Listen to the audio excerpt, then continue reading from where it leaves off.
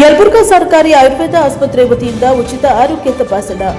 ಜಿಲ್ಲಾಡಳಿತ, ಜಿಲ್ಲಾ ಪಂಚಾಯತ್ ಕೊಪ್ಪಳ, ಜಿಲ್ಲಾ ಆಯುಷ ಇಲಾಖೆ ಕೊಪ್ಪಳ, ರಾಷ್ಟ್ರೀಯ ಆಯುಷ ಅಭಿಯಾನ ಯೋಜನೆಯ ಸಂಯುಕ್ತ ಆಶ್ರಯದಲ್ಲಿ ಸರ್ಕಾರಿ ಆಯುರ್ವೇದ ಆಸ್ಪತ್ರೆ ಯಲಬುರ್ಗಾ ವತಿಯಿಂದ ಪಟ್ಟಣದಲ್ಲಿ ಶಾಲಾ ವಿದ್ಯಾರ್ಥಿಗಳಿಂದ ಆಯುರ್ವೇದ ಚಿಕಿತ್ಸೆ ಕುರಿತು ಜಾಗೃತಿ ಮೂಡಿಸಿದರು.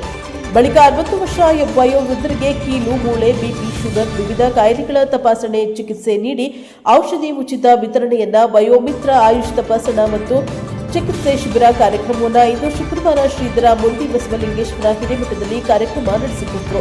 ಆಯುರ್ವೇದ ಚಿಕಿತ್ಸೆ ವಿಷಯ ಕುರಿತು ಡಾಕ್ಟರ್ ಶಿಲ್ಪಾ ಬಾಚಲಾಪುರ ಮಾತನಾಡಿದರು.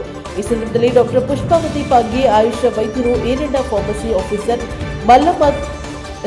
ಮಲ್ಲಪ್ಪ ತಳವಾರ್, ನರ್ಸಿಂಗ್ ಹಾಗೂ ಆಯುರ್ವೇದ ಸರ್ವ ಸಿಬ್ಬಂದಿಗಳು ಇನ್ನಿತರರು ಭಾಗವಹಿಸಿದರು. ಬ್ಯೂರೋ ರಿಪೋರ್ಟ್ ಸಿಯಾದಿ ಎನ್ಕೆಎಸ್ ಟಿವಿ4 ಯಲಬುರ್ಗಾ.